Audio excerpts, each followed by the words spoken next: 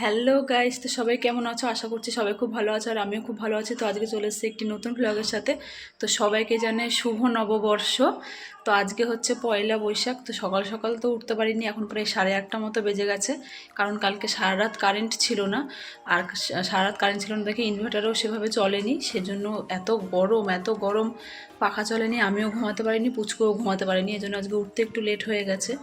তো এবার চলো সারাদিন কি করছি না করছি সবটাই তোমাদের সাথে শেয়ার করব। তো চলো দেখতে থাকো। আর আমার মাম্মাম কিন্তু ঘুম থেকে উঠেই নতুন জামা পরা শুরু করে দিয়েছে, যেহেতু অনেকগুলো জামা হয়েছে। আর এদিকে আমি যাচ্ছি আমার নাইটিটা একটু সেলাই করতে দিতে। তো এরপরে কিন্তু পুচকুকে ওর দাদুর কোলে দিয়ে আমার যেটুকু কাজ ছিল আমি করে নিয়েছিলাম। তো এদিকেও একটু বাইরে ঘুরছে, একটু পরে ওকে স্নান করিয়ে দেবো। তো এই যে এটা একটা ওর দিদিভাই পাশের বাড়ি, তো এসে ওর সাথে একটু খেলা করছিল, তারপরে একটু ঘুরছিল। তো এরপরে আমার যা কাজ ছিল আর কি, ঘর মোছা টোছা, ঘর ঝাড় দেওয়া, এগুলো সব রান্নাবান্না এগুলো সব কমপ্লিট করে নিয়েছি। তো আজকে মেনুতে হয়েছে এই যে খাসির মাংস, এটা হয়েছে আমের চাটনি, ডাল না চাটনি, আর এখানে হয়েছে পটল ভাজা আর আলু দিয়ে বিনস ভাজা।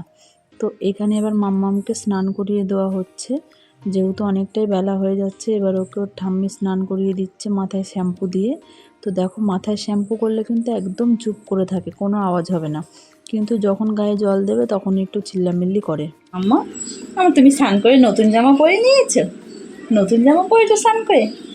হ্যাঁ, তোমার স্নান হয়ে গেল, মাম্মামের এখনো স্নান হয়নি, মাম্মাম স্নান করবে।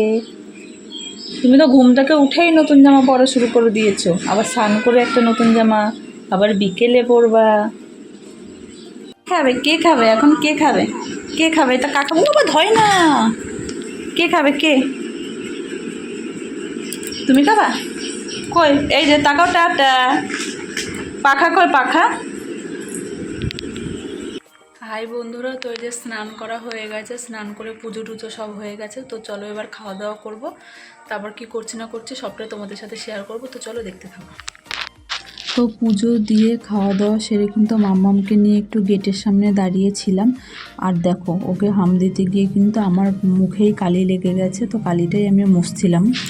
আর এখন কিন্তু দুপুর বেলায়, বিকেল হয়নি এখনও দুপুর, সেজন্য মাম্মামকে নিয়ে বেরোতেও পারিনি, ঘরেই ছিলাম। তারপরে কিন্তু মাম্মাম ঘুমিয়ে পড়েছিল। আর এখন হয়ে গেছে প্রায় সন্ধে 6টা বেজে গেছে। সারা দুপুর আর বিকেল মাম্মাম পুরো ঘুমিয়েছিল। বিকেলবেলায়ও ঘুম থেকে ওঠেইনি যে ওকে সাজুগুজু করে একটু ঘোরাবো। তো ঘুম থেকে উঠেছি 5:30টায়, তারপরে খাইয়ে টাইয়ে জামা পরিয়ে দিয়েছি।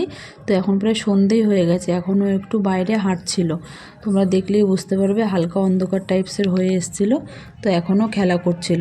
তো বেশিক্ষণ ওকে বাইরে রাখিনি, যেহেতু সন্ধে হয়ে গেছে। একটুখানি হাঁটাহাঁটি করার পরে আবার ঘরে নিয়ে চলে এসেছিলাম। তারপরেও ঘরেই কিছুক্ষণ খেলা টেলা করছিল, তারপরে আবার খাইয়ে টাইয়ে দিয়েছিলাম। হাই গাইস, তো আজকে সারাদিনটাই তোমাদের সাথে শেয়ার করলাম। তো পুচকু যেহেতু দুপুরের দিকে একটু ঘুমিয়েছিল, সেই জন্য ওকে রেডি করে ঘুরতে বেরোতে প্রায় সন্ধেই হয়ে গেছে। তো একটু রাস্তায় হাঁটছিল এই। তো দেখলে তোমরা সারাদিন কী করলাম না করলাম। তো আজকের ব্লগটা এইটুকুই। তো তোমাদের কেমন লাগলো অবশ্যই জানিও, আর ভালো লাগলে লাইক কমেন্ট শেয়ার, আর চ্যানেলে নতুন হলে অবশ্যই সাবস্ক্রাইব করে পাশে থাকো। তো চলো টাটা, দেখা হবে নেক্সট ভিডিওতে।